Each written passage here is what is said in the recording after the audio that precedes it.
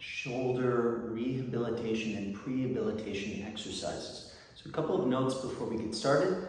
Number one, that we're working in a high rep range, I would say between 8 and 15, that you're working in relatively low intensity, and you want to stop before you feel really fatigued in your shoulder. And the focus is on the biomechanics that you are using and the range of motion that you are expressing. So you're really tuning into your shoulder and the movement that it's doing, the range of motion that it has, the range of motion where you feel sensitivity and pain ramp ups. And we're going to work within that range just towards the edge of sensitivity and pain ramp ups. And then over time, we should be able to expand that range of motion. The second thing is breathing and the spine. We want to focus on breathing in a way that is down-regulating your system. So anytime that you are working with an injury, your nervous system is going to be hypersensitive to that area of the body. And so we want to counter that hypersensitivity with breathing in a slow, soft, and steady, controlled manner. And the third part of this is that your spine position is neutral the whole time. And so notice if your rib cage tilts when you're doing these movements. Notice if your pelvis tilts in either direction. And that's why I like sitting on a chair for these exercises, so that you can really tune into your pelvis, your rib cage being neutral the whole time. And then the third part of this is diaphragmatic breathing. So diaphragmatic breathing means on the inhalation, you're going to be breathing down into your lower abdomen. And this is, again, going to create safety in the body. It creates intra-abdominal pressure, which, again, stabilizes the body and allows you to have more and more control over the exercise. So the first exercise, I'm using a ball here. I should mention one more thing, is that grip strength is really important for shoulder health. It's actually really important for overall health in the body, for our musculoskeletal system, is that when you lose grip strength, you actually lose global strength within the system. So I recommend holding a ball and squeezing it with a little bit of effort throughout the movement, and this will also give you a little bit more feedback in terms of where you are in space. So we're going to start with the arm to the side. Try to keep your arm straight the whole time. Keep your spine relatively neutral. Sometimes it's nice to have the opposite hand on the rib cage just so you can notice if it's tilting in either direction. From here, you're going to squeeze the ball and turn out thumb side, and then bring the arm straight over the shoulder. And then at the top, you're going to turn the ball in the opposite direction and reach back, slowly back to the hip. And then we'll reverse this. It's a circle. Reach back, and then turn thumb side, come down. So I'm going to give you a side view of this. So thumb side out, come forward, straight arm, turn in the opposite direction, reach back, and then reverse, back. And we'll do 8 repetitions on each side of the arm. The next one, you're going to bring the arm to shoulder level, 90 degrees, and reach forward as you pull your chest back, and then reach back as you push your chest forward. So forward and back. We'll do 8 of these, forward and back. And then forward and pause in this position. And then squeeze the ball and do about 10 slow circles in both directions. And then reverse. And then we'll bring the ball out to the side. Shoulder down, so good space between the shoulder and the neck here. Squeeze the ball and slow circles, 10 circles in each direction. Reverse after 10. And then bring the ball to the side. This time we're going to go out laterally. So squeeze the ball, turn the thumb out, come out to the side and over the head. Turn the thumb in and reverse. Thumb out, over the head. Thumb in, reverse.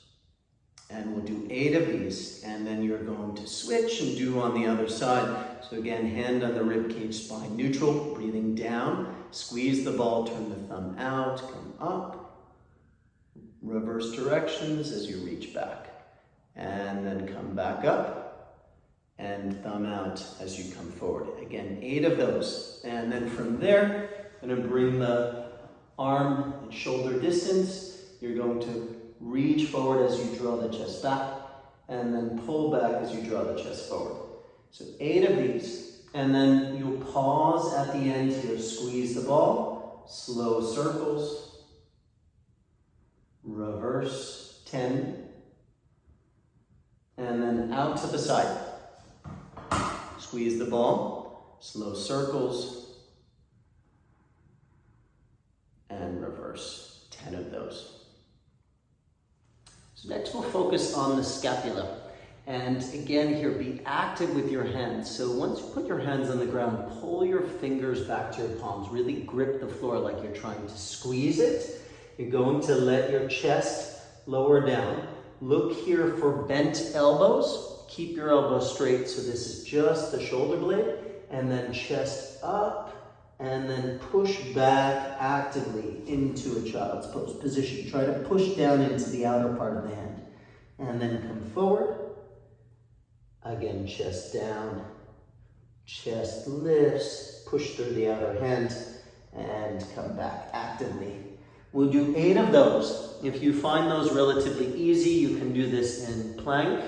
Chest down, chest up, push actively back through the outer hand, come into downward facing dog, and then come back to plank. Push chest down, straight up, chest up, push through the outer hand. So do about 8 to 10 of those. Next, shoulder extension. So you can start with a seated position, just focusing on the scapula. Play around with the hand position that feels most spacious for your shoulder. And then from here, you're going to draw your chest up, push down through the shoulders, and then slowly let the shoulders come back up. And again, chest up, push down through the shoulders, slowly come back. If that feels okay, you can do this with lifting the hips. So chest up, push down, bring your hips up, and then slowly lower down. So again, here, 8 to 10 of those movements for your scapula. Internal and external shoulder rotation, arm at about 90 degrees, shoulder down, rib cage back, soft belly. Starting with the outer hand, you're gonna pull away from the body and then really slow and controlled back. Pull away, slow and controlled back. 8 to 15 of those. And then you'll stay facing this direction and do the other arm. This time you're getting pulled away from the body and then come towards the body. Pulled, come towards, pulled, come towards. 8 to 15 of those. And then you'll switch directions and do 15 each arm facing the other side. And then hanging exercises. So if you're unable to hang, we're going to use the assistance of the chair. Hanging is really good, again, for grip strength and for strengthening the ligaments and tendons in the wrist, elbow, and shoulder. So decrease it to the point where you can hang for about 30 seconds. So you're going to come up onto the bar. Let me face you. Just come up onto the bar with the feet on the chair, and then try to allow the bar to pull you, and soften your breath. Steady your breath. Slow down your breath. And as you build strength in this position, maybe take one leg off, eventually standing and lowering the chair, lowering the support, and eventually you'll have the feet hanging there.